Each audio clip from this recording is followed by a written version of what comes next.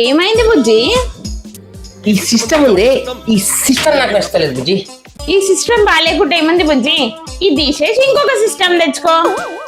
System అంటే ఈ system కాదు, చెప్పాలి పదాలు గుర్తొచ్చావు. ఈ వ్యవస్థ ఉంది, ఈ వ్యవస్థ నాకు నచ్చలేదు.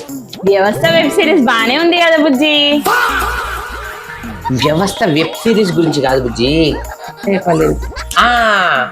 ఫ్రేమ్ వర్క్ ఆఫ్ సొసైటీ, ఈ ఫ్రేమ్ వర్క్ ఆఫ్ సొసైటీ ఉంది చూడు, అది నాకు నచ్చలేదు.